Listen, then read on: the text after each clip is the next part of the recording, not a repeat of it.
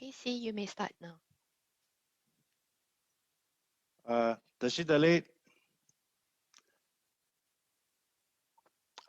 Good afternoon to all respected venerable online participants who join us today. For the new joint participant, we welcome you to the International Buddhist Conference, the Pali Sanskrit Tradition, Day 2. For this afternoon session, the technical session 3, Prajna Sisa and Prajna Sisa Forum, I would like to invite our chairperson, Professor Asanga Teraka Arde from Sri Lanka, to hold this session.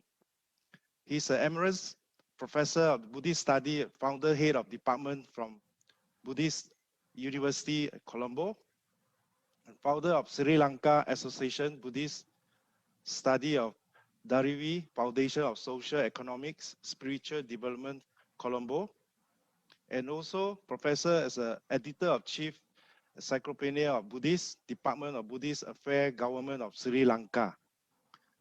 Without further delay, let us welcome Professor Asanga Terakani. Please, Professor, your floor. Thank you very much, Mr. Casey, for introducing me.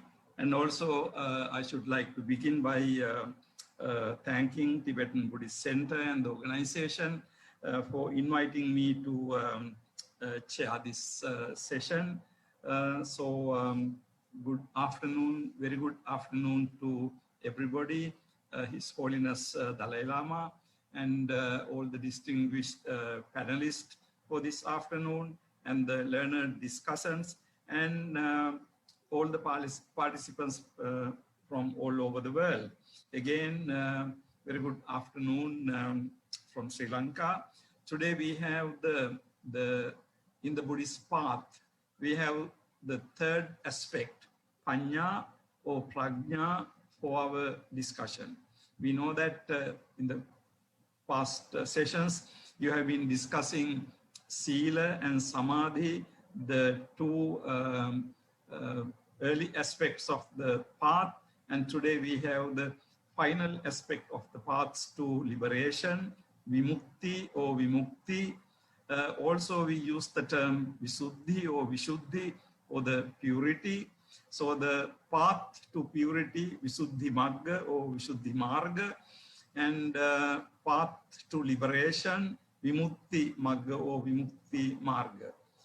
As we know, the path taught by the Buddha is gradual, and also it is integrative path, and also cumulative path.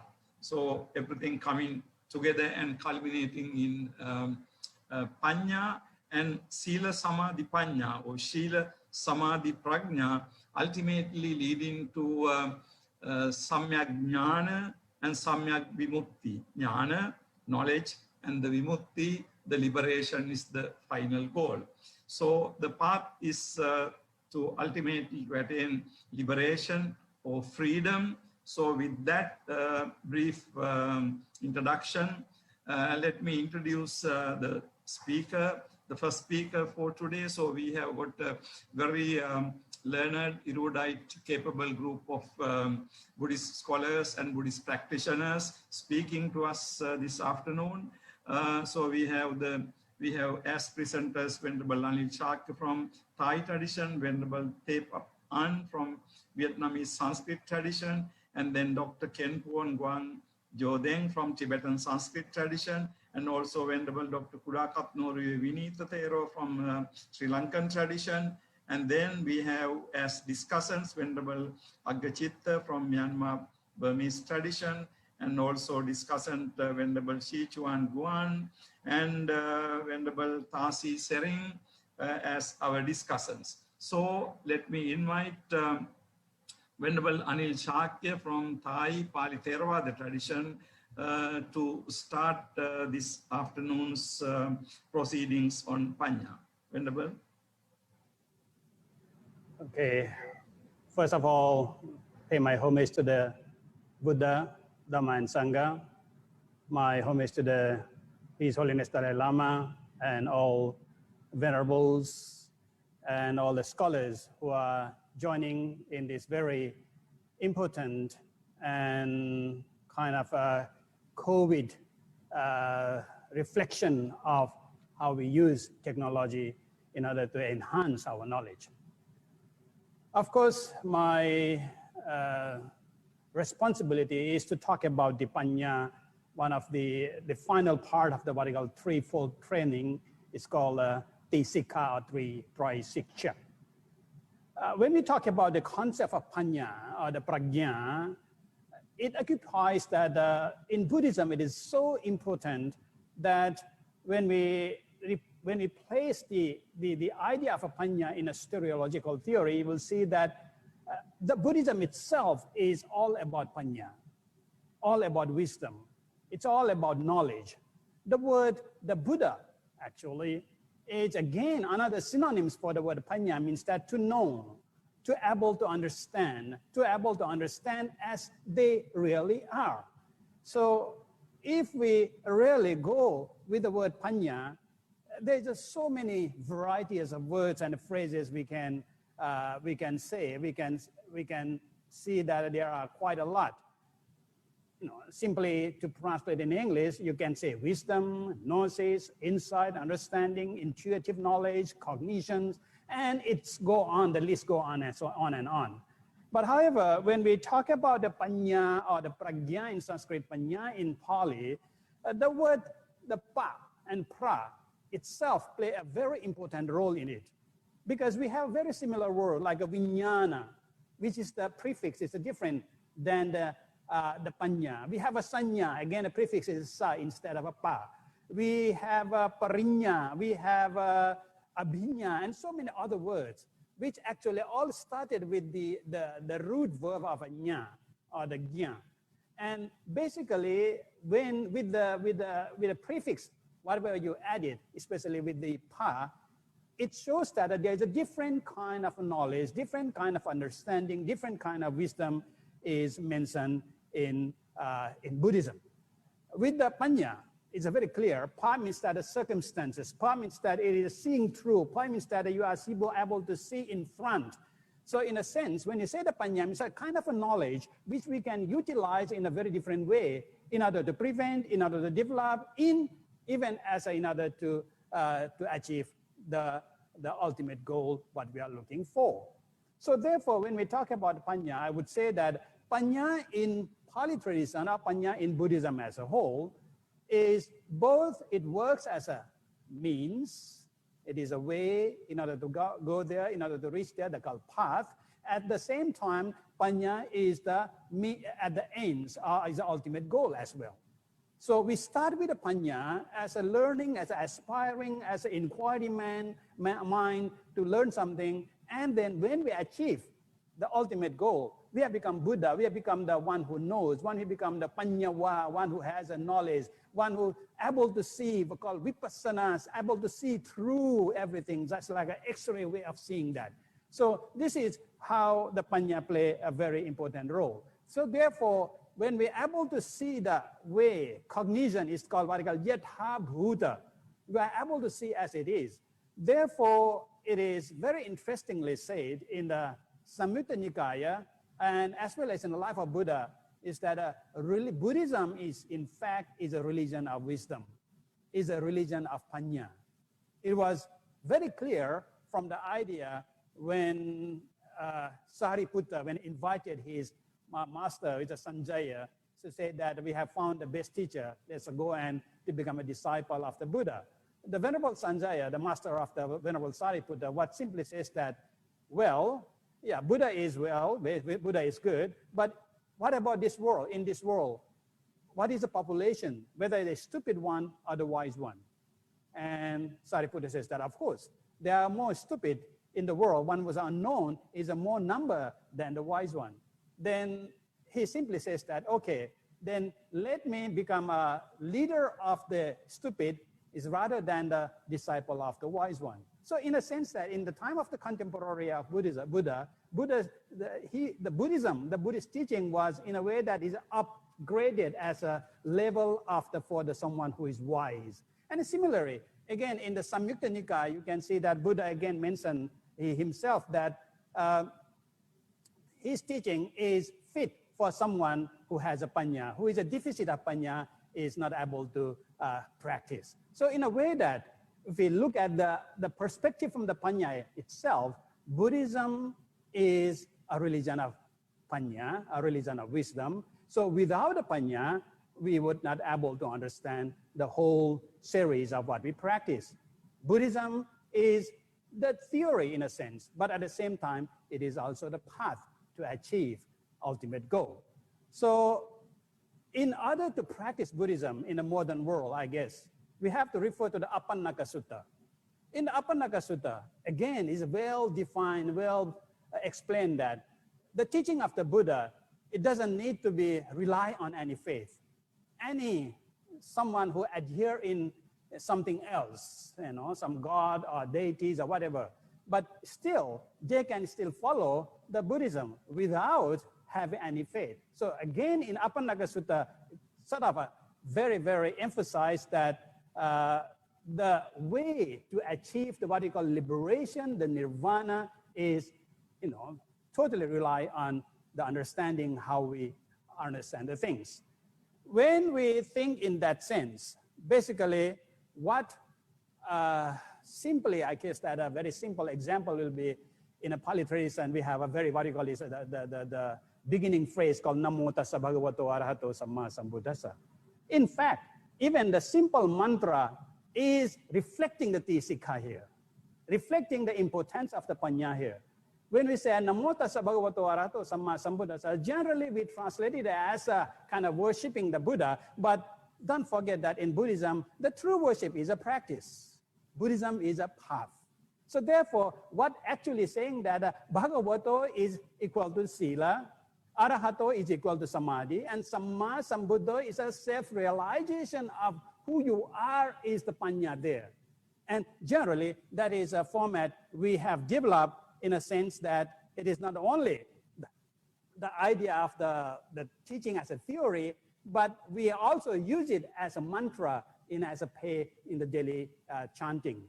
So about this Sila Samadhi Panya, in many ways we take it as a gradual process, gradual practice. When you talk about practice, Sila is a foundation of Samadhi, Samadhi is a foundation of Panya. But I see a little bit differently on that. Because when the Sila Samadhi Panya Tisikkha is another form of what we call an Eightfold Noble Path.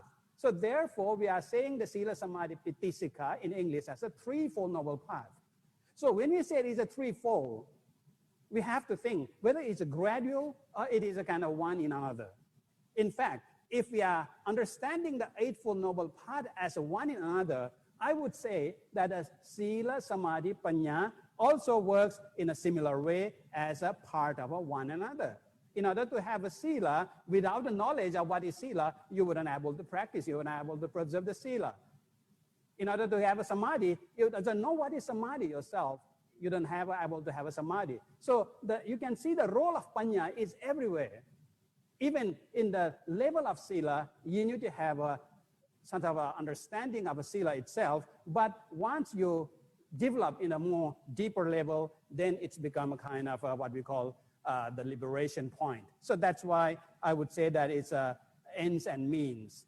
In Pali, you will see that there's a lot of other words, like a Samma Ditti is also kind of Panya, the liberating view. I would call it liberating view, because the word Samma here, generally we always try to translate as a right or kind of proper or kind of perfect. But I prefer to go with the etymology of the word Samma, which means that have an effect of calming all the kilesa, all the defilements. So I go say as a liberating view.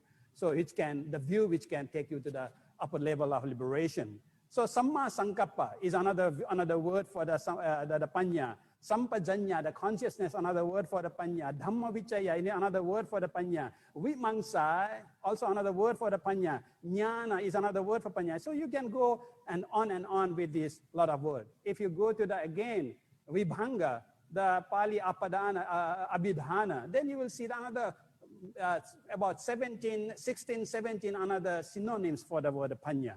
So Panya is a kind of faculty as a panyindriya. Sanya is a power as a panya bala. So you can see a lot of panya in a way how you use the panya itself.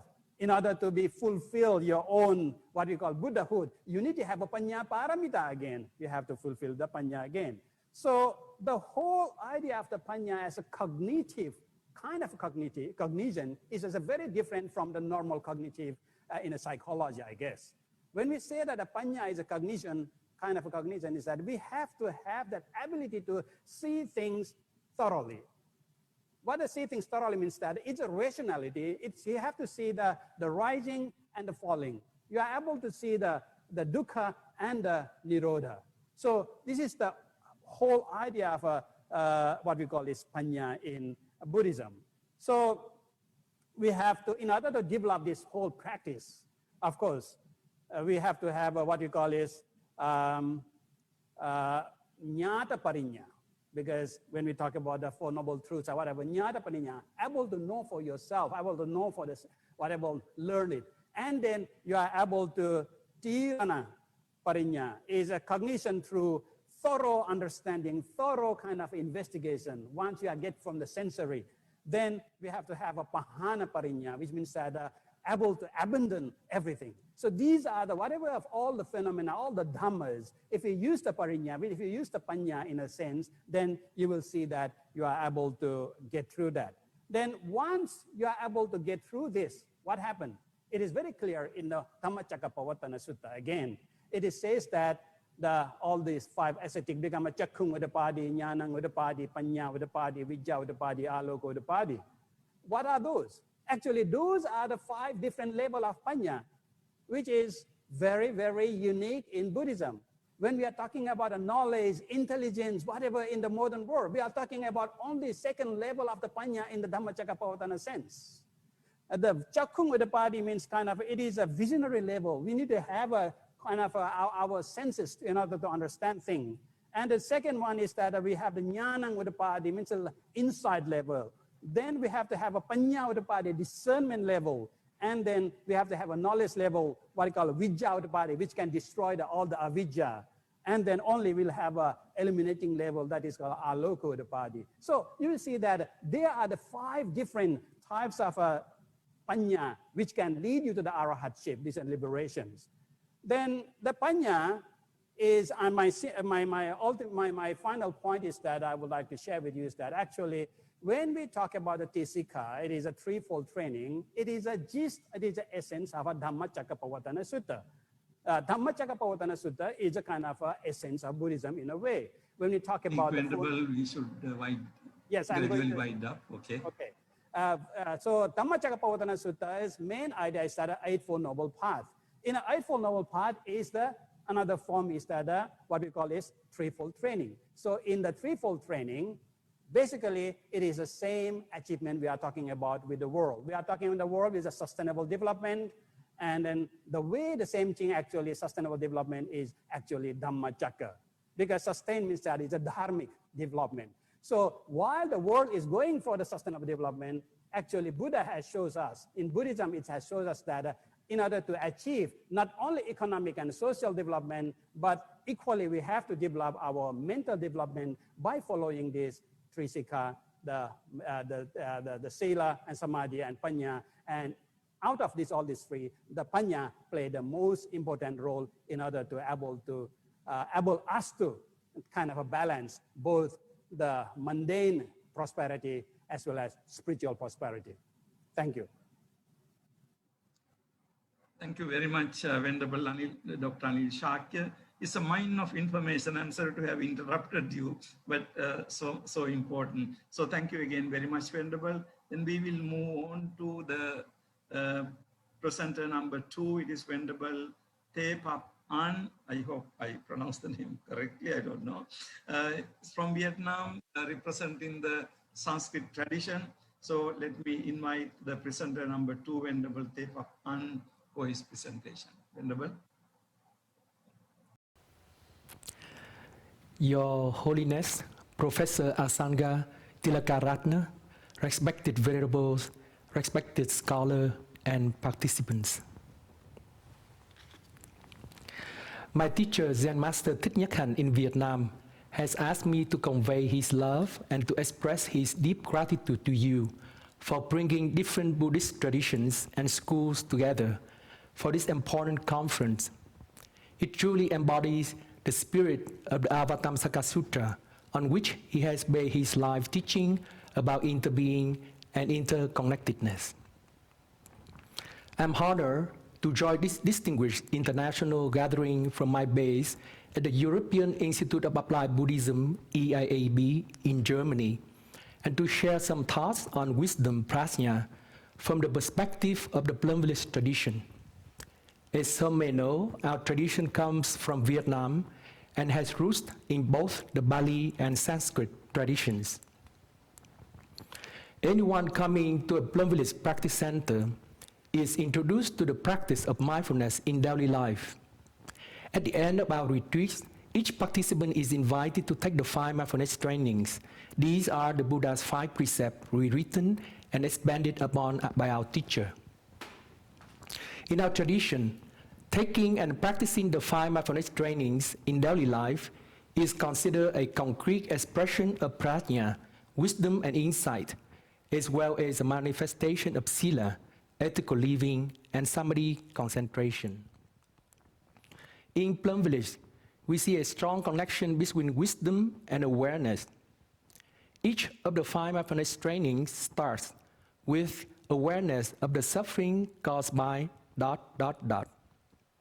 With mindfulness, we are aware of what is going on in our bodies, our feelings, our minds, and the world, and we avoid doing harm to ourselves and others.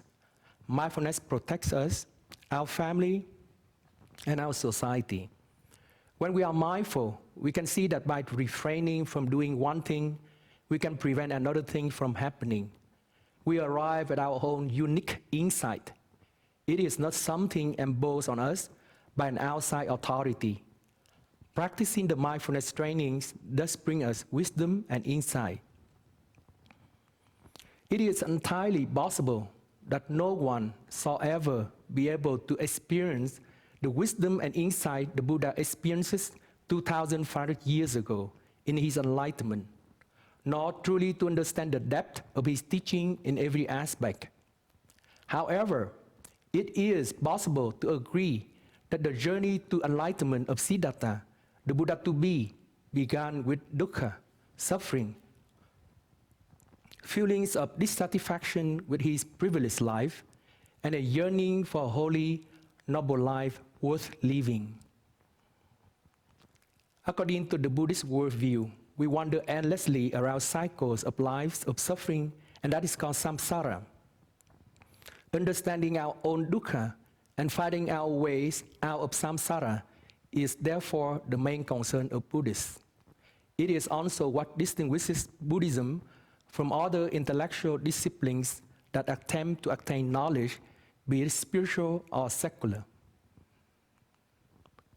In the Plum Village tradition, dukkha begins to arise and to accumulate in us because we are not able to be present for life in the here and now.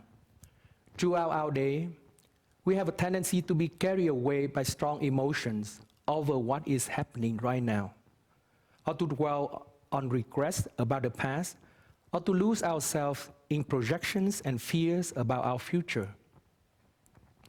This inability to be anchored and fully aware in the present leads to confusion and lack of understanding of our own situation and of conditions in the world around us.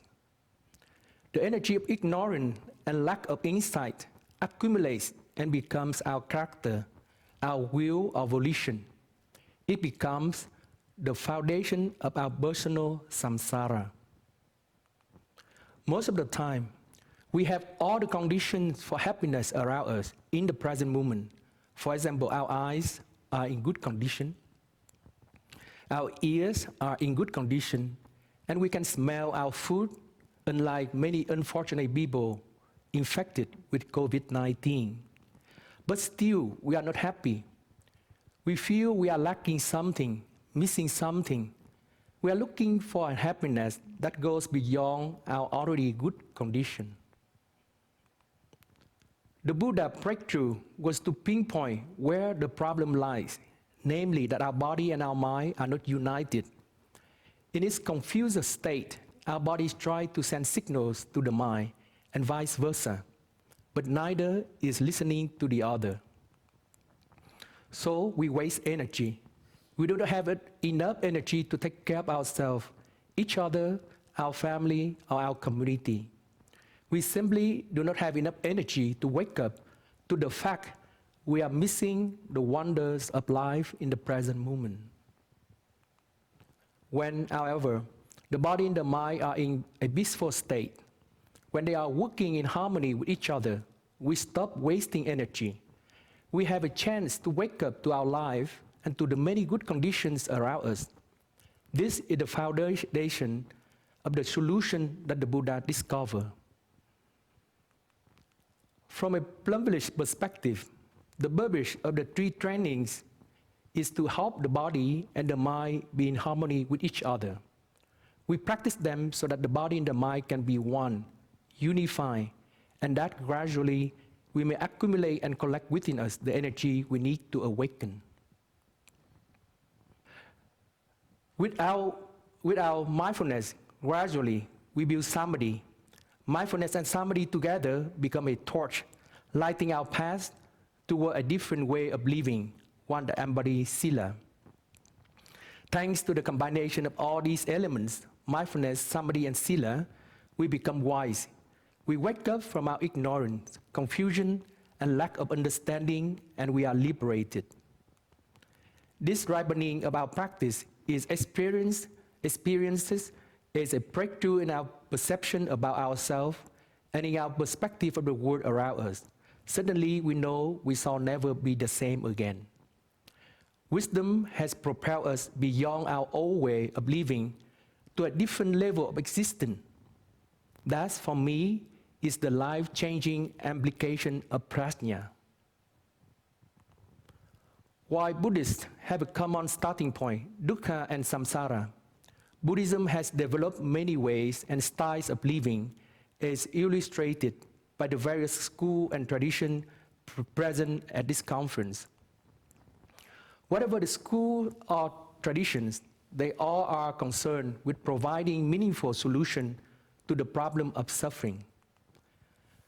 For each tradition, the way of life represents its wisdom. As the Avatamsaka Sutta says, all Buddhist teachings penetrate one teaching penetrates all Buddhist teaching. The interpenetration of sila, samadhi, and prajna has been central to my mindfulness practice in nearly 30 years as a monk. We can imagine that the three trainings as three elements interacting within a spiral. Some of us enter the spiral with a dualistic view, seeing the practice in terms of samsara and nirvana. At this point, as we strengthen our commitment to leading a holy life, sila plays a dominant role. Spiraling mindfully toward the center, we discover that all these trainings, sila, samadhi, and prajna, are embedded. At each twist and turn of our spiral, one of these trainings play a leading role, while the other two play a supporting role. The closer we get to the center, the less dualistic our view of the practice becomes. That is because there, at the center, nirvana and samsara inter-are. At that point, prajna takes over to guide our practice. Different Buddhist schools have come up with their own way of prioritizing the different elements of the three trainings as they practice, and of understanding the nature of the enlightened one and his enlightenment. Hence, they have different views on prajna and the path to prajna. As we know, these schools are broadly divided into southern and northern tradition. In the southern tradition, which has preserved its ancient form, the path has evolved into one of analyzing the mind at microscopic level. We dissect our object of investigation into smaller units so that we can investigate and understand each one more deeply. we develop a discriminative understanding of these minute experiences and of the mind's microscopic responses. We discover that our mind continuously moves because it cannot be satisfied with the present. It begins to crave, and that is the origin of suffering. In the Southern tradition interpretation of the Abhidharma, to have wisdom is to have full perception of this dynamic movement of consciousness at the microscopic level, to be able to eliminate craving and to taste the fruit of an arhat. That is the solution, to be released forever from our suffering. It happens in a flash of consciousness that moves us from samsara to nirvana. In the Mahayana tradition of the Northern transmission, the approach is one of synthesis. We do not go into microscopic analysis of the movement of the mind and consciousness. Rather, we take a macroscopic look at the balance of our behavior. We see that these are based on our views, our notions, our idea. We see that suffering comes from the confusion and negative energy that accumulates because we grasp onto our views and mistake them for reality. Suffering accumulates over time due to our views. The Mahayana synthesizing process has given rise to multiple solutions to the problem of dukkha and how to deal with samsara. The Prajna Paramita Sutra tells us that all views are one-sided, and true reality cannot be grasped or perceived by any view, abstract notion, or idea. The solution to our suffering is thus to have emptiness of view and to experience nirvana right in the midst of samsara, that is to live a life of no birth and no death, whilst riding the waves of birth and death. Once we have a good grasp of the mind, we can touch the domain of suchness, which in the later Lotus Sutra is regarded as having two dimensions, the ultimate dimension and the historical dimension. Vietnamese Zen master Mạn Giác, who lived in the 11th century, expressed suchness well in a verse announcing he was ill. When spring goes, 100 flowers wither. When springs come, 100 flowers bloom. One occurring after another. Life passes before our eyes. Old age descends upon our head. Do not be deceived that all flowers wither as spring ends. Last night, beyond the veranda, a bloom branch. As sentient beings, we are by nature empty, according to the Northern tradition. But the Northern tradition also recognizes that as conscious humans, we have a deep intuition that our existence amounts to something more. This has given rise to different Mahayana sutras and schools exploring the idea of Buddha nature and Tathagata, Buddha embryo, literally the womb of the dust come one. The Lotus Sutra implicitly speaks about Buddha nature and of the possibility of overcoming our spiritual poverty as a prodigal Buddhist son, so we may reclaim our sovereignty as a Buddha. There is also the mind-only manifestation of the Yogacara tradition. In the Mahayana, we have Bodhisattva, enlightened beings who return to samsara to help all living beings. We have Chan wanderers who, like Chinese Taoists, live a life of freedom from fear because they know that all three realms, desire, form, and formlessness, are only manifestation of our mind. We have Tibetan Siddhas who full of extraordinary psychic and spiritual powers and of wisdom, have realized Buddhahood in their very body. Again, different Buddhist traditions have different ways of investigating the common problem of dukkha and samsara. But all the traditions offer solution. Their practice and path are determined by their choice of how to approach the object of suffering and by how wisdom is cultivated. Plumbliss solution is derived from multiple elements that include the Vietnamese Zen tradition of engaging actively with society, revitalized by Zen Master Thich Nhat Hanh as engaged Buddhism, the teachings of the Avatamsaka Sutta into being, and the intellectual openness toward current understandings of neuroscience, psychology, and physical sciences. Applying all such elements and understandings so we may develop wisdom and solve the problem of dukkha and samsara has evolved into a way of life at Plum Bliss Practice Center and at EIAB. We contemplate deeply about suffering, we develop a perspective on it, and we transform that perspective into a way of living that is guided and defined by mindfulness. Over his long and eventful life, my teacher Zen Master Thich Nhat Hanh has helped countless students by distilling complex Buddhist teachings into succinct phrases. Notably, there's no way to enlightenment, enlightenment is the way, and there's no path to peace, peace is the path.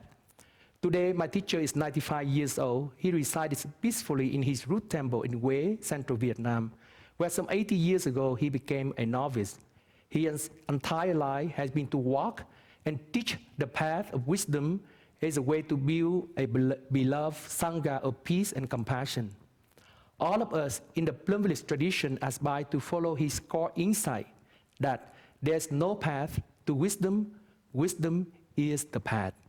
May the fruit of this international Buddhist conference on the three trainings benefit all living beings. Thank you so much for your deep listening. Thank you very much, Venerable Thay Phap An. We all also wish your teacher good health and longevity. Thank you very much for this wonderful presentation. Having listened to the two presentations, I see quite a lot of similarities, and we are saying virtually the same thing in somewhat different phrases. I will have some more comments on this later. Let me move into the third. Professor Sangha, your voice is too soft. Can you speak louder?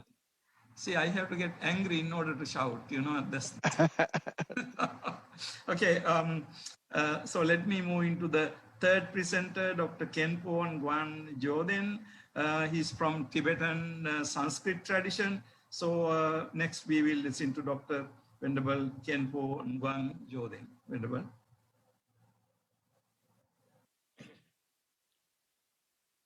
Namo Gurube, Namo Buddhaya, Namo Dhammaya, Namo Sanghaya.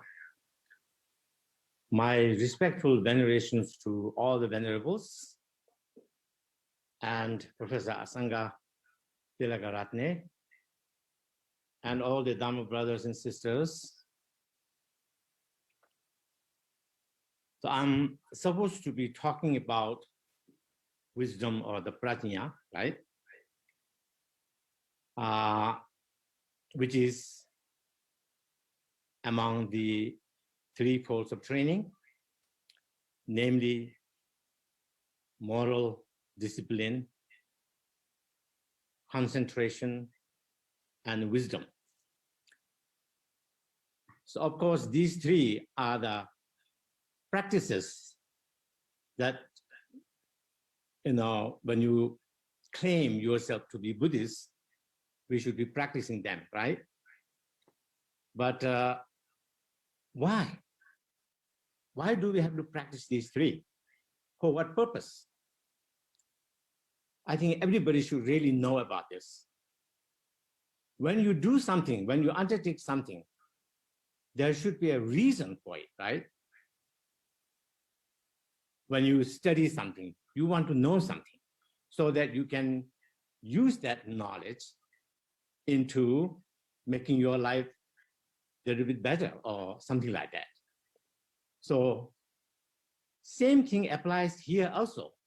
Why do we have to practice these three folds of training? And I think all the Buddhist traditions agree that these three practices are given by the Buddha, recommended by the Buddha, and then later on, all the scholars have interpreted or maybe gave lots and lots of explanations of how to practice these three. All of them said for the purpose of achieving liberation or perfect Buddhahood, right? So then you have to ask yourself, why? Why do I have to achieve either liberation or perfect Buddhahood? Why?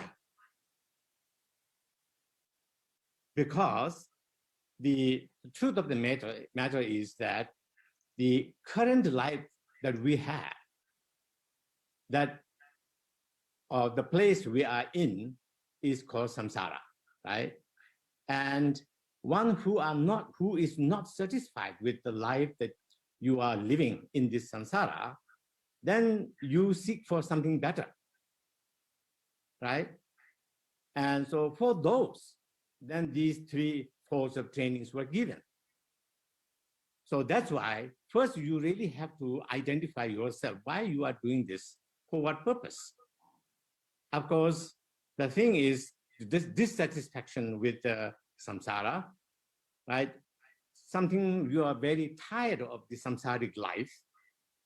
You are fatigued with the samsaric life, right? So for that reason, then I think very first thing that even yesterday, like speaker Thay Phap An said, I think most of us who are claimed to be Buddhist practitioners always looking for something very exotic, something very higher practice, like a practice on the emptiness or union of clarity and emptiness, or maybe in particular in Tibetan case like Dzogchen and Mahamudra and so forth and so on, but then ignoring or maybe in a way neglecting the fundamental practices, which is to develop renunciation thought. Renunciation thought meaning doesn't necessarily mean only the monastic orders, monks and nuns have to do it. No, everybody. If you really care for achieving liberation or perfect Buddhahood, that's the way. Then you cannot have both. These two are contradictions, right? Because the liberation is like a nirvana, and the samsara is the opposite of it. Samsara is something that you always go through, uneasiness, like a discomfort and unsatisfactoriness and so forth and so on. And then, the opposite of that, nirvana is like out of those suffering, beyond those suffering, right? You are then in peace, you are in tranquility or so forth and so on. So that's the reason that you seek for it, but then, you don't think about what you have to do. You have to let go of the samsaric experience. Samsara, you have to abandon, right? Then, and only then, you will be able to achieve liberation or perfect Buddhahood. So for that reason, then these three practices becomes very, very important and useful, right? That's why these trainings were given. So in other words, the threefold of training or the practices is the essence of all the Buddha's teachings that he has given for 40 years. So everything then has to have a skillful means of how to practice, because he has given teachings for over 40 years, and how can we combine this all together in practice? So that's why these three folds of training is the methodology of how to combine all the teachings into practice. So that's why moral discipline is the overall foundation, without which you cannot even start anything. But even before this moral discipline, as I said, you really have to have another foundation, which is the thought of renunciation, right? You want to get rid of this samsara. You want to let go of this samsara. And then for that, then first you have to have a moral discipline. And on this sound moral discipline, then you can cultivate the one-pointed concentration, right?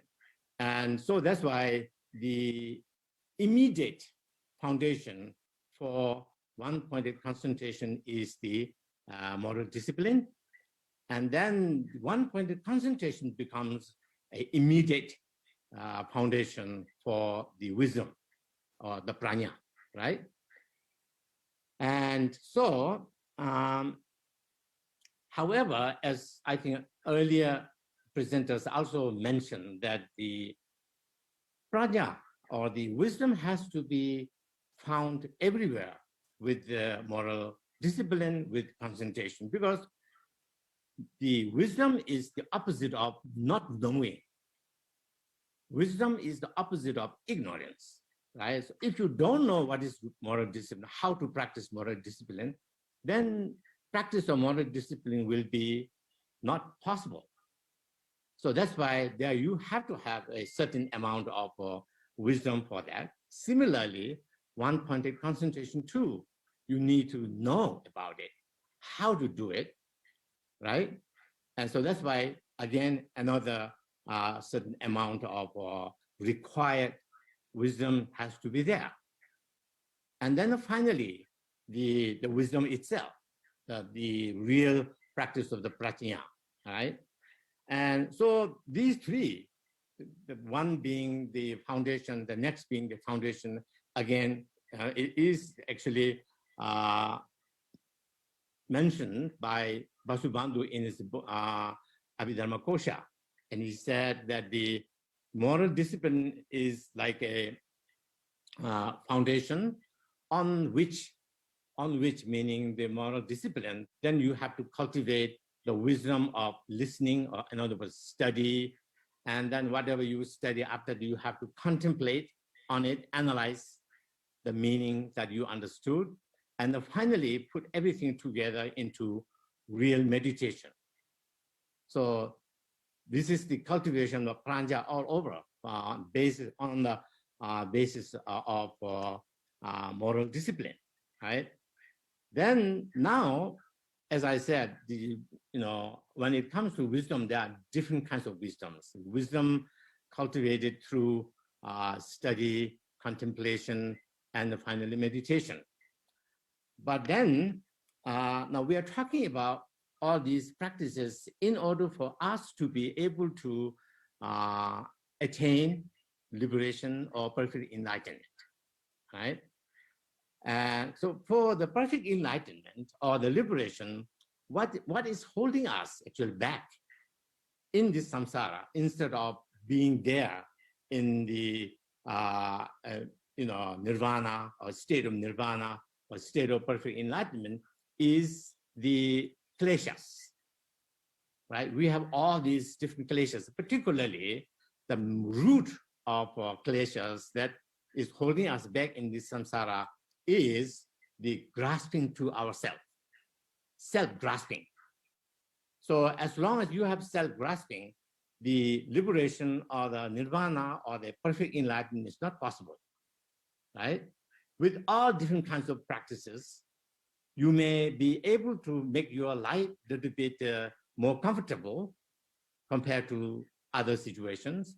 However, you will not be able to go beyond samsara.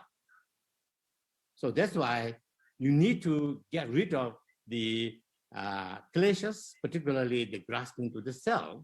So that's why the wisdom of realizing selflessness is the most important, important part of the wisdom. Mm-hmm. Well, you may gradually wind up now, gradually. Mm-hmm. Okay. How much time do I have? No, you can gradually wind up. You can take other one. Okay. Anyway, so this wisdom now, wisdom of realizing selflessness is the important part, the most important, that can actually release you from samsara. Until you have this wisdom of realizing selflessness, you will not be able to get rid of self-grasping. And as long as you have self-grasping, then Nagarjuna says, so long as you have self-grasping, then you give rise to, first he says, as long as you have grasping to the aggregates, then you have self-grasping. Through the self-grasping, then you accumulate karma. And that is how you, are bound. You are bound in samsara. You cannot escape from it. So therefore, be realistic, right? When you are claiming to be a Buddhist practitioner, there's no such thing as quick fix or easy way to get to the nirvana or liberation without really letting go of samsaric sensual kind of experience, so forth and so on. So that's why very straightforward, right? If you want to go to the other shore of the samsara, you have to let go of samsara. And in order to do that, you have to cultivate the wisdom realizing selflessness. And that selflessness also is now in the Mahayana text. It's divided into selflessness of Pudgala, or the person, and selflessness of phenomena, right?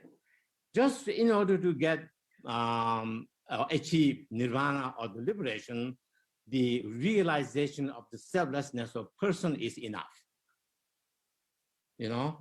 However, if your target, your goal is to be able to achieve the perfect Buddhahood for the sake of all sentient beings, that is the Mahayana version of the goal of practice, then you really have to realize the not only selflessness of person, but also selflessness of phenomena, right? So, but then the realization that the practice of realizing such a selflessness is how? If you ask that question, then you have to first engage in the analytical meditation of, for example, self-grasping. Where is the self? Self of person, right? Self of person is possibly like looking at your body.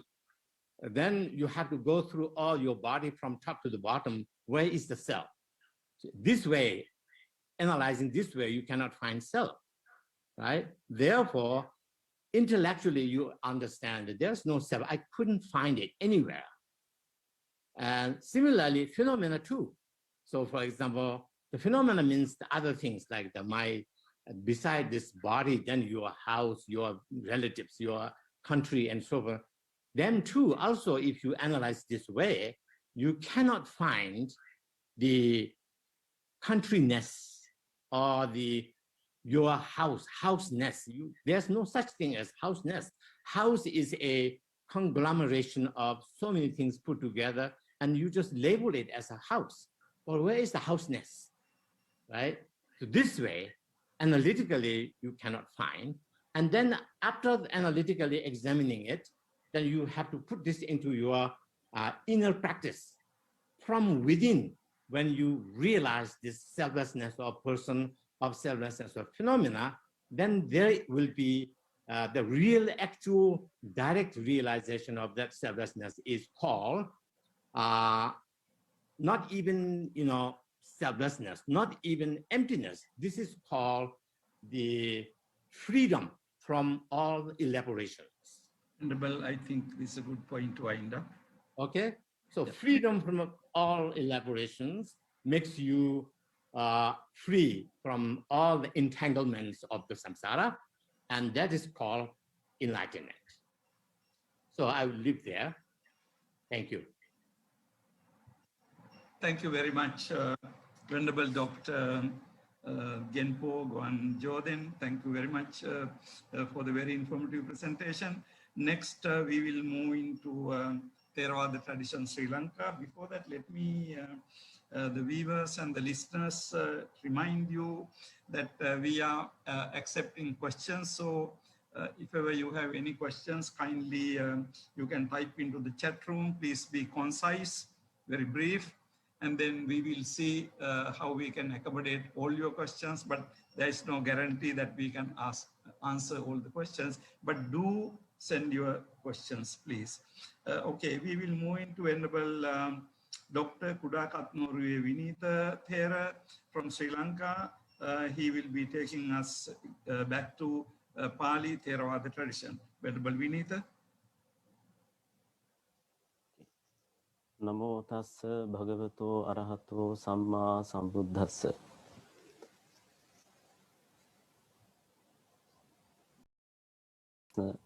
Session,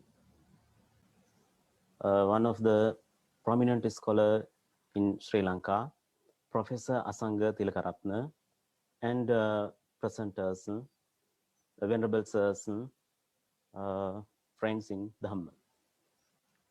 And I would like to, he invited me 2 days ago for this conference. Professor, I would say before starting the presentation, without knowing anything about the presentation of Anil Shakya, Venerable Bhante, I make this presentation from Theravada tradition. Now I'm going to share my presentation on the screen.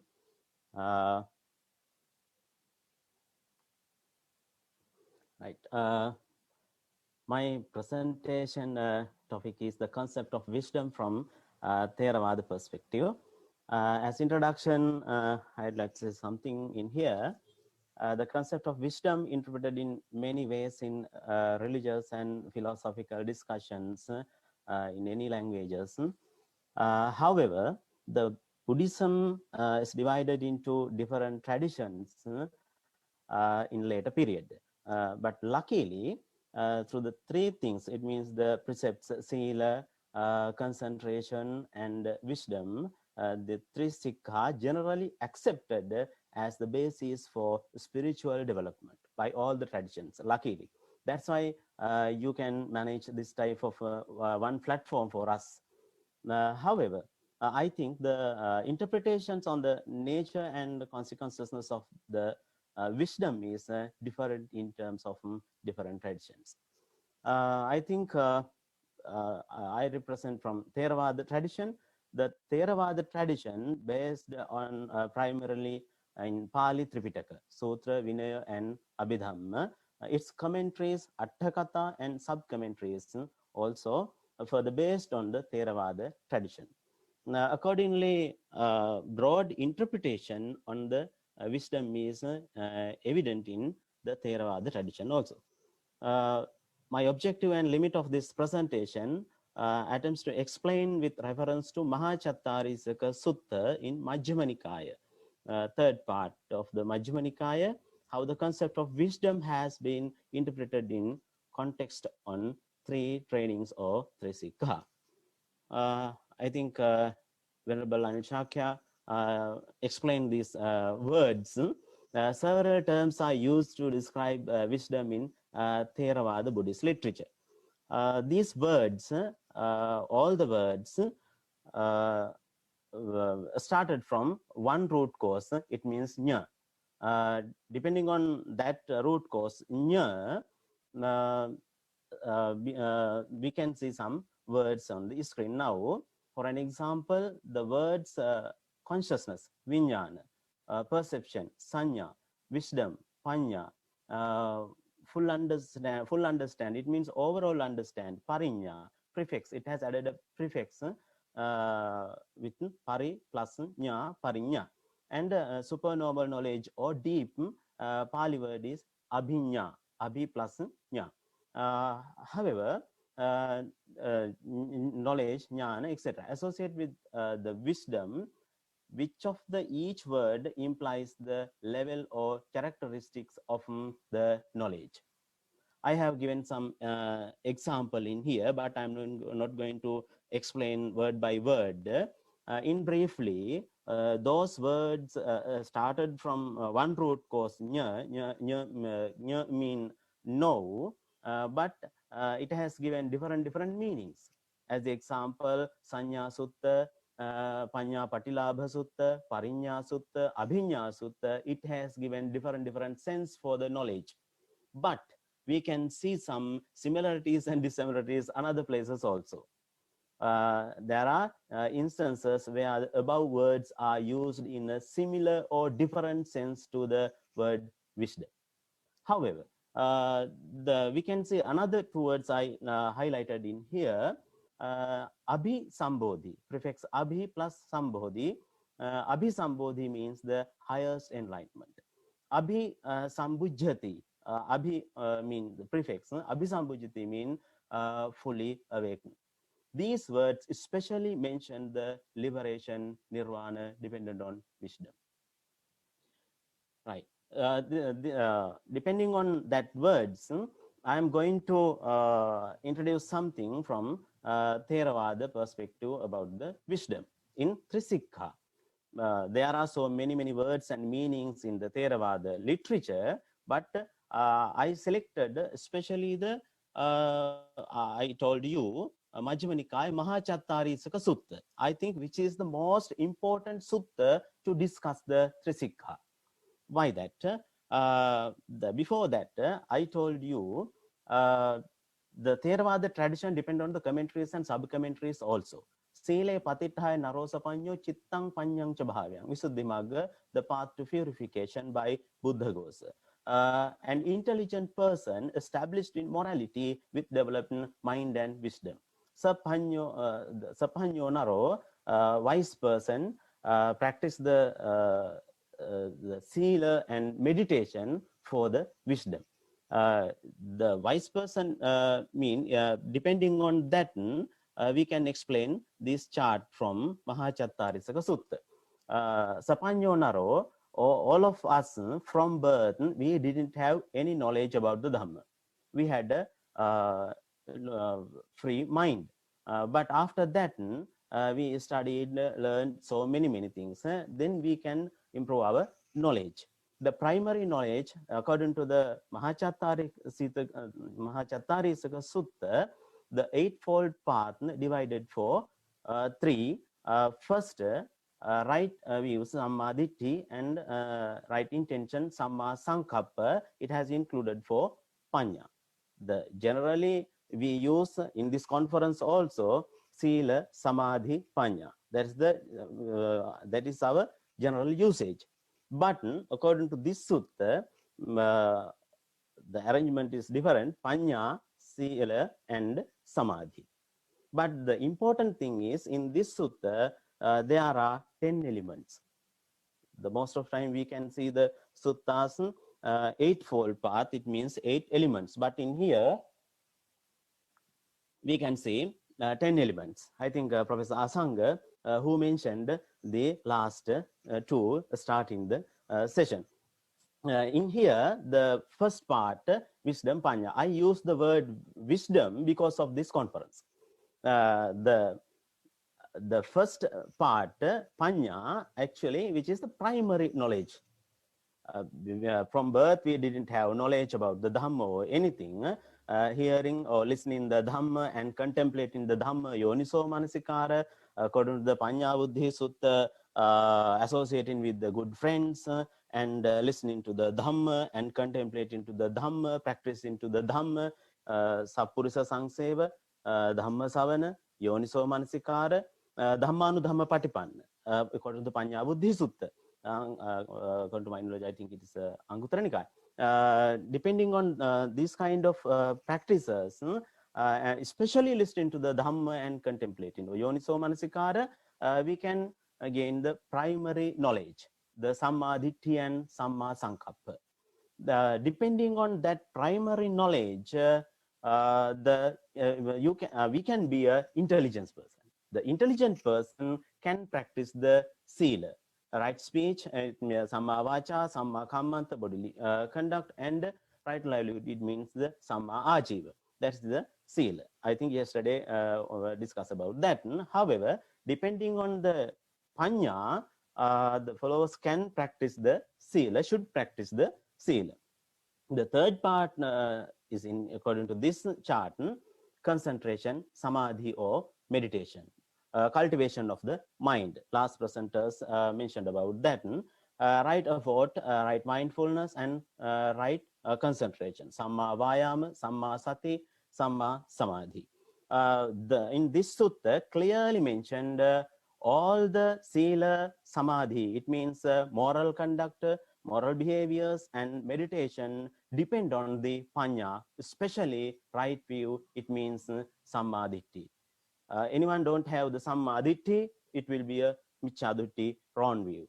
With the wrong view, people practice the wrong moral conduct and wrong samadhi, etc. According to this sutta, I would like to say in here, the people should be intelligence with the Dhamma first. Without knowing anything of the Dhamma, people cannot practice the Samma, Sila, or moral practice. Can't do the real meditation according to the teachings of the Buddha. If we can gain the knowledge, this kind of conferences, Dhamma Desana, preachings, discussions, so all the things I think linked to the first part of the Trishiksha. For the knowledge, with the knowledge, we can cultivate the another steps. However, according to the Mahachattarisaka Sutta, the important part is the fourth one, higher wisdom or panya, that is the perfect knowledge. Right knowledge, samma jnana, and right freedom, samma vimutti. Samma jnana and samma vimutti is more important. Why that? The special thing is people cannot practice this wisdom. This cannot be practiced. If you can practice above 3 points, Trishiksha, you will have a full understanding. You will have a full understanding depending on the panya, sila, samadhi. That's why in here mentioned as the fourth one, panya sikha. That is not a panya sikha. Panya sikha will be a first. But in the fourth stage, not a sikha, that is not a sekha. Enlightened one, Buddha, Pachek, Buddha, and Arahant, especially the Arahant, understood these three. It means right knowledge, samma jnana. Samma jnana means adhi jnana according to the Pali. Adhi panya means knowing or realize the reality of the everything according to the Dhamma. And samma vimutta, it means samma vimutti means right freedom or liberation. It means nirvana. The nirvana means nirvana erased all the defilements.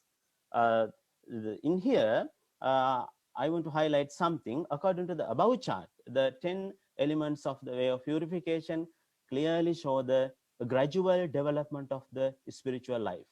In the order, real wisdom is obtained by attaining the spiritual status of the Buddha, Pacheka Buddha, Arahant, etc. In Theravada tradition, to understand perfect wisdom is to understand three nature or characteristics of the existence.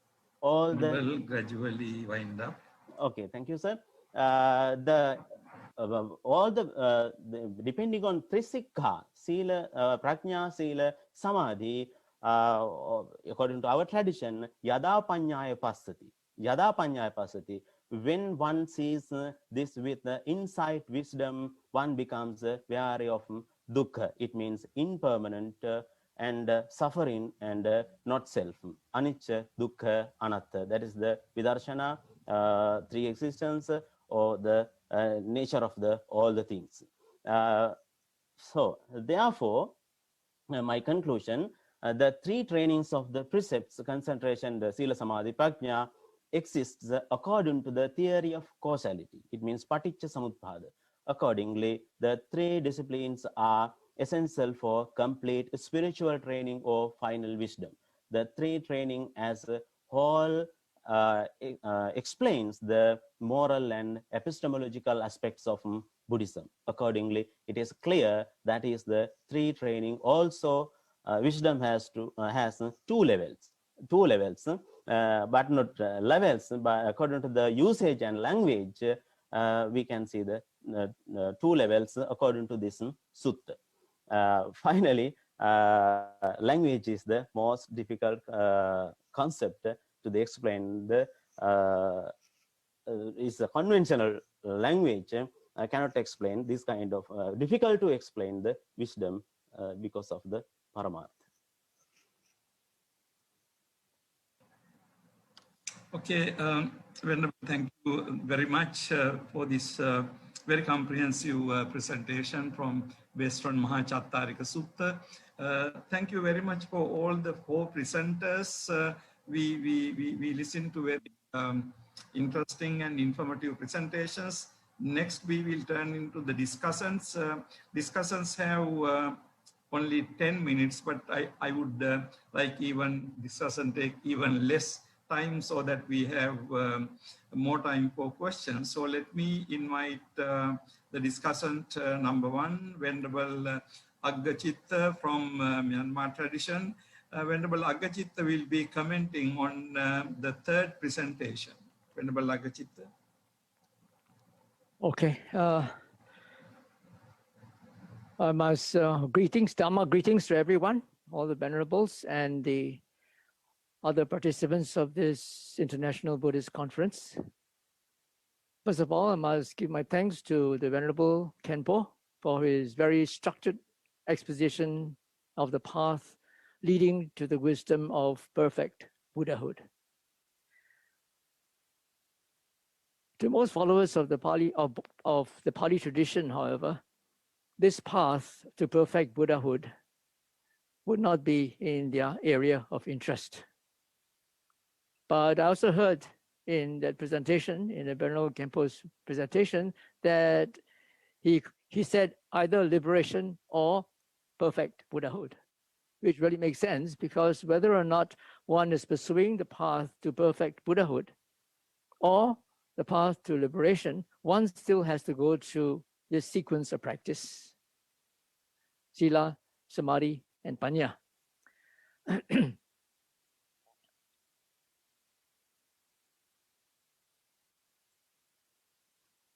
So it is still, I can use the word Buddhahood not to refer only to the Sammasambuddha, the Gautama Buddha, or one who has perfect enlightenment, but also anyone who has aspirations to become awakened, because the word Buddha means one who is awakened.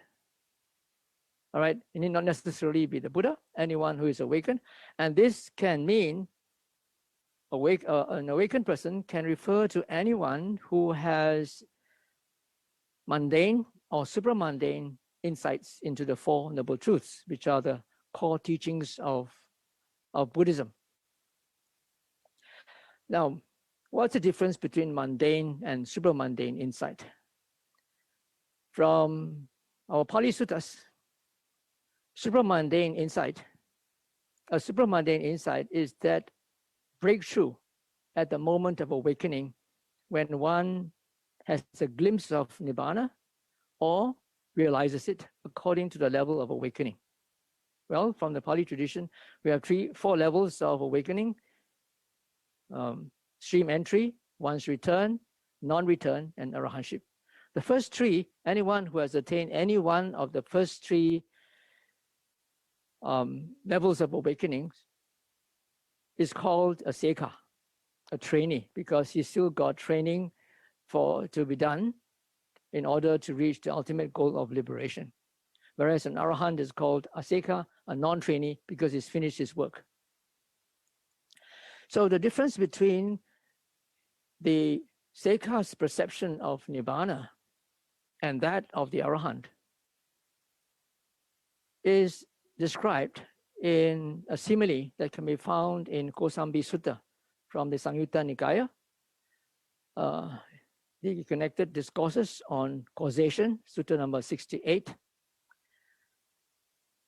where there was a dialogue or discussion between, conversation between a few monks regarding the experience of Nibbana. So one monk said that he realizes that the cessation of existence or being is Nibbana, and he understands it experientially, not through theory or through hearsay or through faith and so forth. And so the other monk said, oh, in that case, you must be an arahant. But he said, no, I'm not an arahant. And then he gave a simile. He says that imagine that a person is traveling to a desert and he's parched and very thirsty. And then he comes across a well, and but there's no rope or bucket for you to draw water from the well. But this person, this traveler, can go to the edge of the well and peer into the depth of the well. I can see the water, but cannot touch it. And so he concludes by saying that, well, I can see, I can have a glimpse of Nibbana, but I cannot touch it. Because the monks were assuming that anyone who has experienced Nibbana will be able to experience it wholeheartedly, come into contact with it. In other suttas, it can be shown that actually only the arahant can really experience Nibbana, whereas the sekkhas can only have a glimpse of it. Okay, so let me stretch the simile a little bit. So imagine that there's another person who comes along and he has got a rope and a bucket, and he goes to the well and he draws water from it and drink from it. And so that would represent the arahant. Now, so these are the two types of supramundane insights. One of the sekkha, who only has a glimpse of Nibbana and cannot re-experience Nibbana, unlike what the commentaries say about palasamapati, of attainment, fruition attainment. In the suttas, this is only possible for the arahant. And this can also be found in the Ratana Sutta, where he talks about how a person who has overcome sensual pleasures can partake of the deathless, which refers to the arahant. Venerable. Yes, I'm coming back. I'm coming back to the thing. Okay, so when I talk about Buddha, the path to Buddhahood, there are some, for those of us who are aspiring to not so perfect Buddhahood, which means this sort of awakening, then he can still be called, still on the path. So for them too, we can apply this similar sequence of sila, samadhi, and panya. All right, so it is actually similar. Maybe the goal is different, but the means is similar. Another thing that struck me was the Venerable Khenpo's statement that wisdom is included in the cultivation. Wisdom includes cultivation through study, contemplation, and meditation.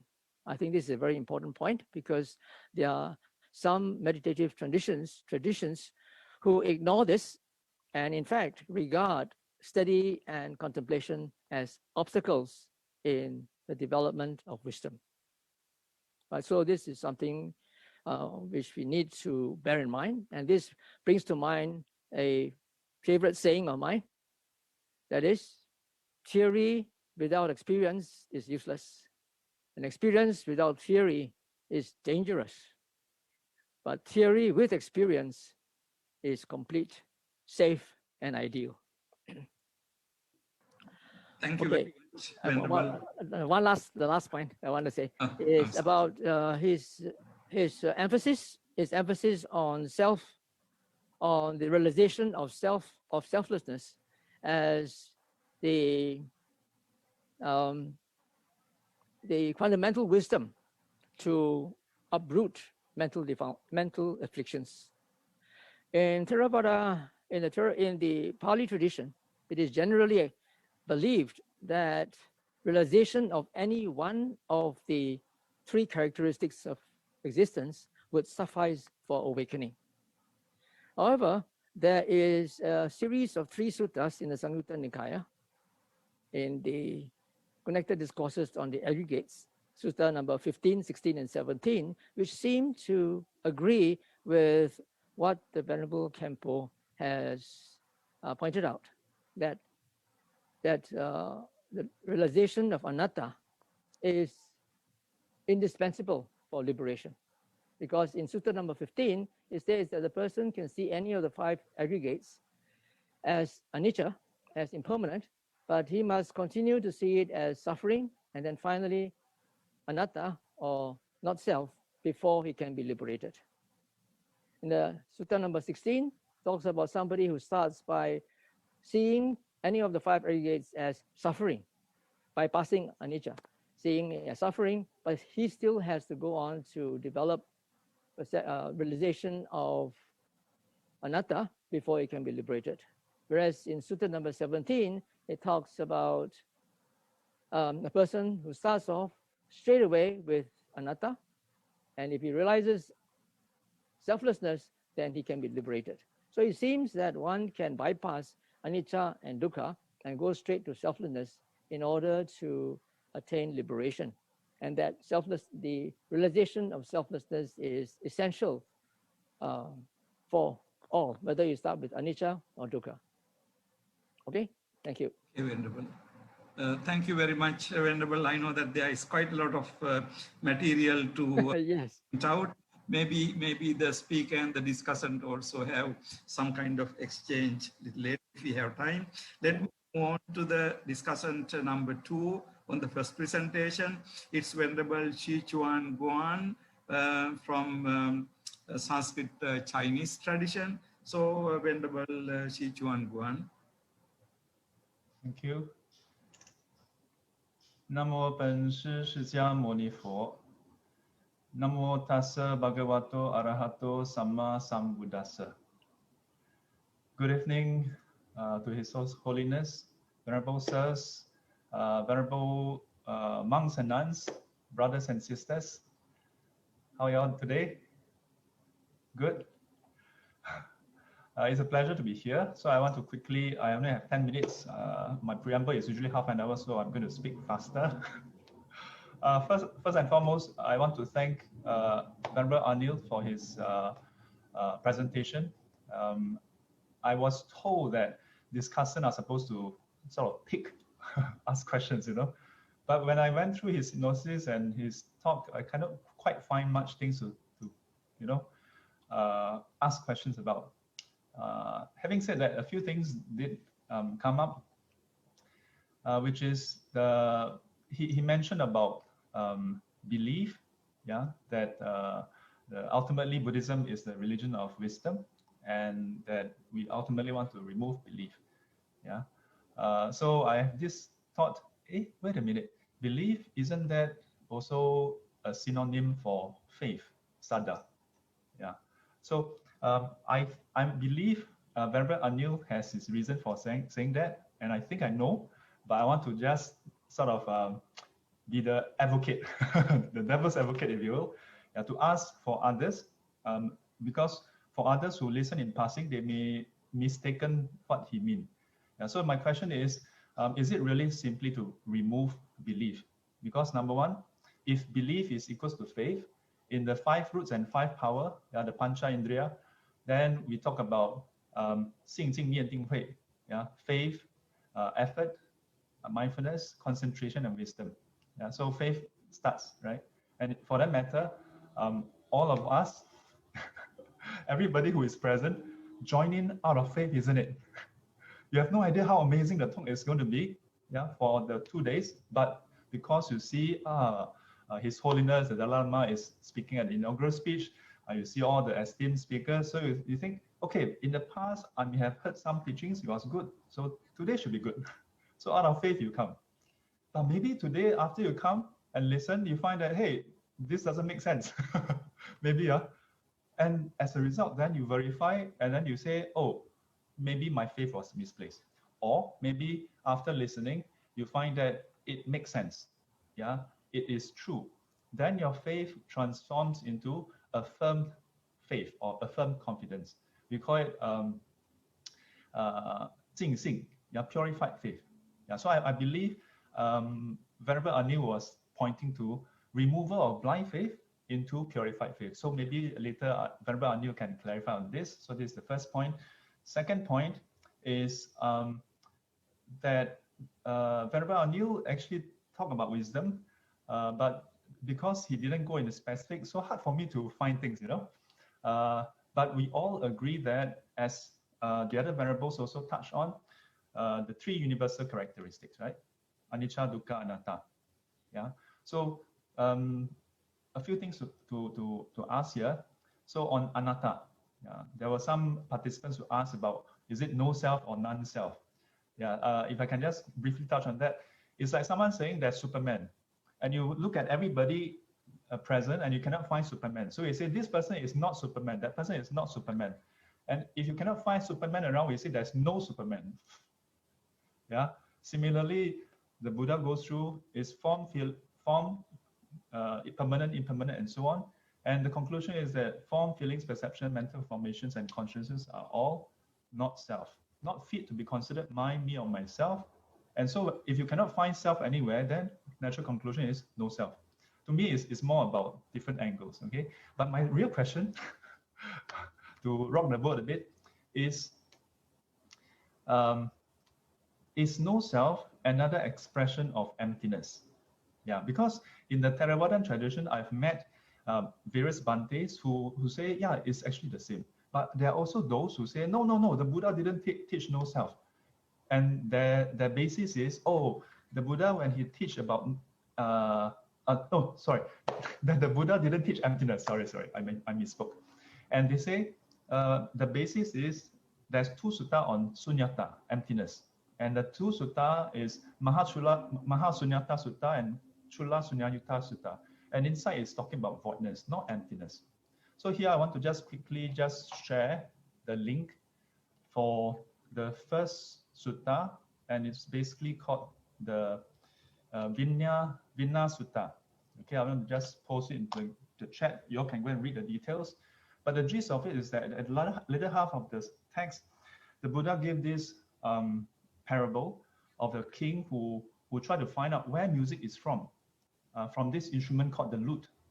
Yeah, and he explained that you cannot find the music anywhere in the parts. Yeah, but through the collection of all these components, then music arises. And this is, in other words, conditional arising existence and emptiness, isn't it? Yeah. So there are other suttas where the Buddha talked about the cart, the wheel, the yoke, and so on, that you cannot find the cart anywhere in the parts. Yeah. And but I'm really sorry to rush you, but could you really wind up and make your point? Yes. I'm making my point. So the point is, which I made earlier, which is that would you agree that emptiness is but another expression of no self, and no self is but another expression of emptiness? For it is said, Sabbe Dhamma Anattati, which includes not just the five aggregate self, but also all phenomena. Thank you very much, Venerable. I think I should say that I fully agree with what you said last. Anatma and emptiness are basically the same. Yeah, we will have more discussion. Since we are running out of time, let me move into the third discussion on the presentation number 2. It is Venerable Professor Tashi Sering.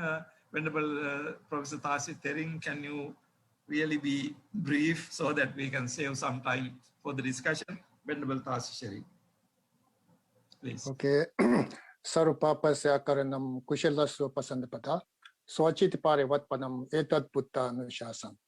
Actually, I don't have any special question to ask to Venerable Phap An. Therefore, I'm going to reflect on the training of wisdom according to Sanskrit tradition. Generally, one can use the terminology of wisdom or prajna in two ways, which are related with the training siksha and related with the perfection paramitas. But it does not mean that they are lacking mutually. Training of wisdom refers to both of the truths, conventional truth and ultimate truth, whereas perfection of wisdom refers to the realization of ultimate truth.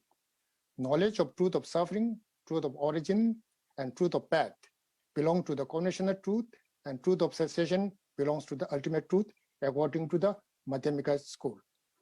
Or one may say that knowledge of any imputed phenomena are coronational truth according to all the 4 Buddhist philosophical schools of Vaibhashika, etc., and any inherently existed phenomena according to the 3 realist schools, or devoid of inherently existent one, or free from all the 4 fabrication, is the ultimate truth of materialist school.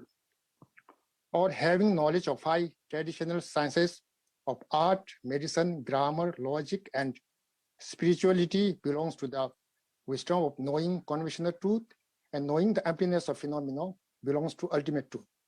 One may classify the wisdom into 3, which are wisdom of listening, wisdom of contemplation, and wisdom of meditation, as stated by Acharya Vasubandhu in Abhidhamma Kosha. One should meditate through resorting on moral conduct shila, endowed with the wisdom of listening and contemplation. Vritasya srutta chidvan bhaunayam pravichete. So focusing words with meaning, and focusing only with the meanings are called the wisdom of listening, wisdom of contemplation, and wisdom of meditation, respectively, as stated in Abhidhamma Kosha. Nam ubay art vishayam surtamai adya tiya. According to the medieval school, meditation has 2 kinds, which are related with conventional truth and ultimate truth. As long as the practitioner focuses on emptiness, suffering, ugliness, loving kindness, compassion, bodhicitta, dependent origination, breathing, and so forth, that one is called meditation on conventional phenomena. Those meditation can temporarily lessen or subdue emotion affliction of the practitioner, whereas when the practitioner focuses to the reality or the nature of phenomena of emptiness, then that meditation is considered as meditation on ultimate truth, which can be permanently eradicate emotion affliction of the practitioner, as stated in a sutra. A person who has more attachment can abandon the attachment through meditating or focusing on impurities, flesh, fat, skin, and skeleton. Water of loving kindness is for the fire of hatred. Path of dependent origination is for ignorance, and classification of realms is for the pride. It is also stated in Abhidhamma Kosha, in order to enter the meditation, one should have the mindfulness of ugliness and inhalation and exhalation of breath for those who have more attachment and conceptual thoughts respectively. Tatra avtaro ashupaya cha anapana smritin cha. So meditation on the first cannot liberate the practitioner from the cyclic existence, though the practitioner can attain higher rebirth, and meditation on the selflessness or emptiness can lead the practitioner to the liberation, as Acharya Nagarjuna said in the letter to a friend. One should meditate on loving kindness, compassion, joy, and equanimity, though one cannot achieve higher aim or liberation, but can achieve happiness of Brahmarim. Maitri Karuna Upeksha Muditascha Sada Samyak Bhavanti Tyabhyam. Vasubandhu also said in Abhidhamma Kosha, for higher aims, moral contact is the main, and for the cessation from cyclic existence, meditation is the main. Saurgaya Shilam Pradhanyayat Visam Yogam Bhaunaya. With regard to the perfection of wisdom, wisdom is the main aim of bestowing teachings by Buddha, as Acharya Shantideva said in the Bodhisattva Charavatara. All these secondary things are taught by Buddha in order to gain wisdom. Imam Parikam Sarv Prajat Hi Muninjango. Moreover, when the order of the 6 perfections are arranged, the preceding perfections are the causes, inference, grosses, whereas the succeeding perfections are the result, superiors and subtle, as Arya Medinath had said in Mahayana Sutra Alankara. Later ones are the product of dependent on the preceding ones. They resort in inferiors and superiors, and also grossness and subtleness. Therefore, the order of them perfections are arranged. Etymology of Sanskrit word Prajna. When Arya Medinath explained the etymology of the 6 perfections in the Mahayana Sutra Alankara regarding the Prajna, he said, it is stated because of realizing the ultimate. Param Arth Jnanat Cha Ukti. Sakya Pandita in his text Munimat Prakash explained the etymology as pra plus gya. Pra means param, alias ultimate. Gya means realization. So because we're having the realization of ultimate, it is called pragya. Or pra means param, which refers to supreme, and gya means jnana, which refers to knowledge or consciousness. So supreme or best among the knowledge or consciousness is called pragya. Venerable, could It you is also please stated in. wind up? Could you please? Okay. wind up It is now? Thank you. okay. It is also stated in Ornament of Discourse. Buddha probably taught 6 perfections concerning the 3 trainings. Among them, first 3 perfections of generosity, moral conduct, and tolerance belong to the training of moral conduct, Shila. Last 2 perfections of concentration and wisdom have 2 aspects of training of concentration, Samadhi, and wisdom, Prajna. And 1 perfection of effort, even belongs to all the 3 trainings. Okay, thank you very much. Thank you very much, Venerable Tasikkha. Thank you for all the 4 presenters and also all for 3 discussants. I think by listening to these very erudite presentations and also through our general knowledge, we know that we have been dealing with one of the most difficult themes in Buddhist practice, namely Prajna, and also the concept of anatma. So if, I mean, we don't need to be complacent to think that, you know, we can give a comprehensive, full understanding of these very subtle concepts within less than 2 hours. But our speakers and our discussant raised some very important questions, and then we have also got some very important questions. I don't think we have time to go through all the questions, but you know, there were some very interesting the things were raised in the course of the discussion, particularly in the responses. Venerable Aggabodhi Aggachitta asked this question about seeing the Nibbana and the realizing Nibbana, and Venerable Shishuan Guan pointed out the Shunyata and Anatma, and Venerable Tashering pointed out the difference between 2 truths. So there's quite a lot of material for us to discuss. Unfortunately, we will not be able to give time to all the questions, but just to begin the question and answer session, let me just recognize Venerable Geshe Namkha, who would like to ask a question. I understand that his question will be translated from Tibetan to English. So I would like to give the first opportunity for Venerable Geshe Namkha to ask his question. Please go ahead.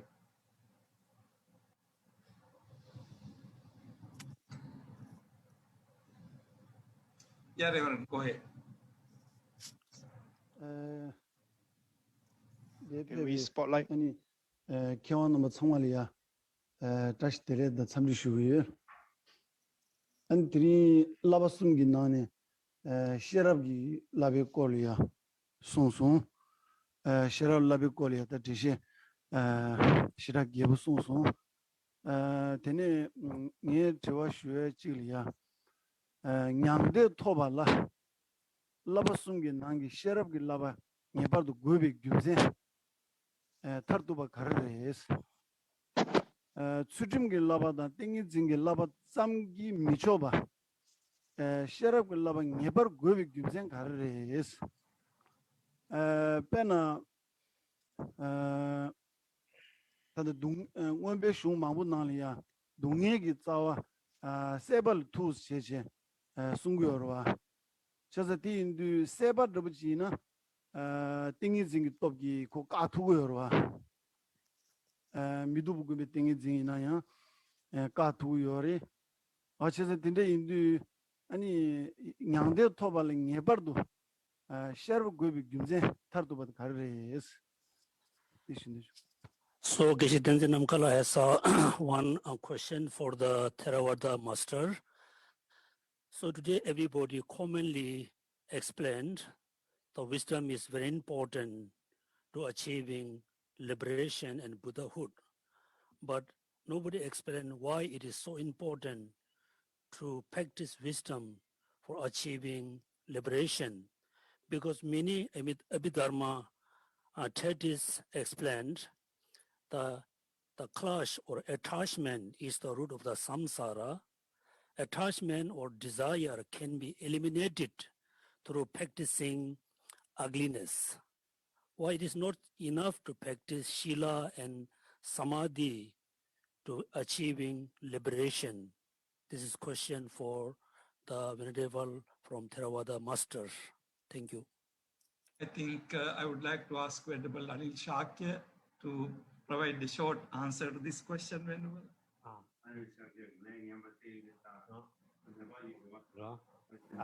Thank you for very valuable questions. First of all, let me say that, in fact, when we talk about the panya or the wisdom is in a very, very different varieties of wisdom. It is beginning from the starting of the learning and aspiring itself until the end of it. In a way that liberation itself is the wisdom again. So therefore, when we talk about the why wisdom is very important, because without wisdom, without knowing what you are going to study, what you are going to practice, how you are going to practice it, that is a main idea. So that's why I have been saying that wisdom is the path and the goal itself, is the means and ends. So therefore, wisdom is a very important role there. Of course, in order to have a sila or samadhi, without the wisdom, without the knowledge, how can you know that it is a sila? So it is embedded, it is kind of a, you can't, in a real practice, it is not kind of a gradual process. It is a more or less, it is embedded in a one. That's why in English, we call threefold training. So that is a simple answer I can give. For the answer for the Venerable Shi Kuan, which he raised a very important questions, and especially about the faith. Because when I say that the Buddhism doesn't believe in faith, doesn't believe it is about the panya, it is about the religion of wisdom. Don't forget that the word saddha, it is not actually translated as a faith. Saddha in Buddhism, it comes alone, is always negative. Saddha is always come with the panya. That is what is the akaravati saddha. The saddha is a saddha based on the regions. So otherwise it will be the, what he calls amulika saddha, it is a groundless faith. So therefore I prefer to translate the word saddha in a more kind of a trust rather than a faith or confidence. If you believe in a faith and confidence, it's in that. Because when you believe, it means that you are stupid, you don't know. But if you know, you become a Buddha, then you will know that this is a pen. I don't have to say that I believe this is a pen. So the belief, the way we use it, it is very, very relative in a sense that when I say that this is, I believe to be a pen, then it is, I don't know this is a pen. But if I know with my wisdom itself that this is a pen, so that's why I don't need to believe. It's become a Buddha, it's become a knowing, it's become a wisdom itself. That's why we say that Buddhism is a religion of wisdom. And in Thank you. Yeah, thank you very much, Venerable. I think that provides the answer. Just one remark about the first question, which, as you said, very important. Why only the raga or trishna eradication is not enough, but why we need prajna? I think ultimately the trishna or raga rises from ignorance. So in order to give up ignorance, we need to have, I think, prajna. That is where the prajna comes as fundamental. Thank you very much, Venerable Dr. Anil Shakya. We will move into, we have got a number of questions. Let me be selective. I think we have got an interesting question from NBM Nam. And the question is about the right view. It's the noble path. Right view is referring to wisdom, mundane wisdom or transcendental wisdom. So this again about samma ditti or samyak drusti, whether it is mundane or whether it is supramundane. I think this question can be answered by all the speakers. Whoever volunteers to answer it question. Would Venerable Anil Shakya would like to start, but then other masters also can respond. Whether it is mundane or supramundane. Well, it is both, because we are living in a both world. Our body is, in daily life, we are in a mundane. So in order to go to the supermundane, we have to base on our mundane life. So in a sense that I guess that it is not a mundane and super mundane, but it has to be in the what condition we are talking about. It has to be both. It depends okay, on Venerable. Okay, I think I would like also to ask Venerable Thay Phap An, would you like to respond to the same question?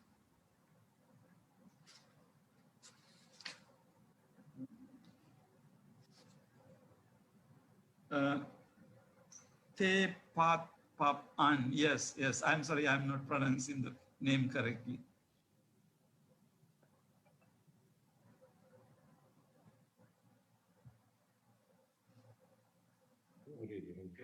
Okay. Anybody else would like to respond to this question about whether it is mundane or supramundane? Dr. Kempo Jordan, you want to respond? Yeah, can I ask what is it referred to? Like in general, like a wisdom that is mundane wisdom or super mundane wisdom? Is that the question? Yeah, yes, yes. Yeah, so I mean, as Venerable Shakta said, you know, as a human being, and also particularly a Buddhist practitioner, being in samsara, wherever you are in this world, trying to cross over. Đặt câu hỏi trả lời xem phải ngồi giúp dùm xem. Okay, cross over this samsara. Yes, and eventually you will also hopefully have the realization of supermundane wisdom. So that means you have both. Until you get there, you have to deal with the mundane wisdom. Everything, starting from how to cook, how to read, all of those are wisdom too, right? You have to have those things. How to drive also needs a wisdom. Without the wisdom, how to, without knowing how to do it, you will not be able to drive. So that's why all of these are mundane wisdom. But then eventually, through the practice of the three folds of training, you will be able to go to the other shore of samsara. And that is where you first have the experience of supramundane wisdom. And that wisdom can be cultivated through the path of accumulation, path of application, path of seeing, path of meditation, a path of normal learning. This is how you develop this supramundane wisdom higher and higher, more complete. At the end, completion of the perfection of that wisdom is called the arhatship or Buddhahood or whatever you call it. Thank you very much, Venerable. I think that raises a very interesting question. Let me just remind something that came up in the discussion. Now, I think it comes from Venerable Dr. Buddhakatnuri Vinita Thera's discussion on Mahachattarisaka. It's very important to begin with. You have to start with Prajna or Panya. Samma Ditti, Samma Sankappa, Prajna at the beginning. But then again, the interesting thing is it is also the culmination. So at both levels, I think there is Panya, but Panya is the beginning level as Samma Ditti to practice the path taught by the Buddha. Finally, ending in the, ultimately in Prajna. I think that is where this beginning and the culmination, both being Panya. So you start with mundane and then you end up in supramundane. Of course, Professor, yes. I think Venerable Pen An is trying to speak. Please. Yes, okay, go ahead, please. I am able to unmute my microphone now. Okay. Thank you very much, Professor Asanga Tilakaratna, for inviting me to answer about the question between right view, between mundane prajna and supramundane. In my talk, my presentation, I titled my paper, Wisdom is the Path. So in our view of looking at things, we don't look at is a sharp contrast between mundane and supermundane. Like for example, I give you an example that our teacher used to give. Let's say we live Berlin and another city called Frankfurt in Germany. If we are standing at any point between Berlin and Frankfurt, if we stand here and we face Berlin, we are walking to Berlin. If we stand here and we face Frankfurt, then we walk into Frankfurt. So then at each point that we are standing, there is including both Berlin and Frankfurt at the same point, depending where we turn our face, the direction. So the same thing with Prajna. The same thing with Prajna. It is a path. Wisdom is the path. Wherever we begin to turn toward a noble goal. We begin to turn to a noble life, a holy life, and we begin to cultivate it. Then from this point, we come closer to Berlin, and if we turn around, we come closer to Frankfurt. So on each of the path, we have wisdom, and this wisdom is cultivated, and later on, the life, we embody our understanding and wisdom. So in our practice of the 5 mindfulness training, our teacher said that aware of the suffering caused by the destruction of life, I vow to develop compassion in order to protect life. So awareness is the beginning of wisdom, but that wisdom had not been translated and embodied in our daily life. So slowly, we can embody it, and slowly, we turn our whole life into a life of wisdom. So thank you very much. Thank you very much, Venerable. I think we are running out of time. We will move into, there are several number of questions, but maybe perhaps one last question about, interesting question on the difference between the knowledge of the... Professor, we have Rick on the line. So can we get, Rick, can you unmute? Okay, go ahead. Yeah, Rick, can you please ask your questions? Yeah, please go ahead. Thank you. Cannot hear you. Cannot hear.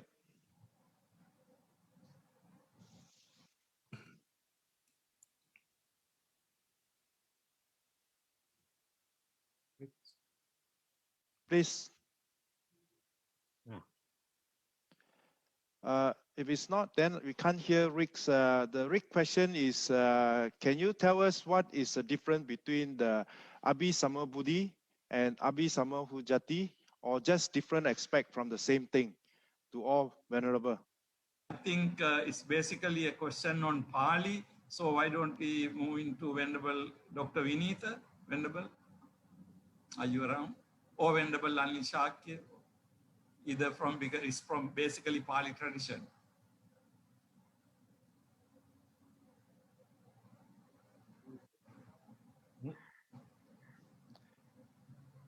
Venerable, Venerable Sichuan, you want to answer? Please unmute.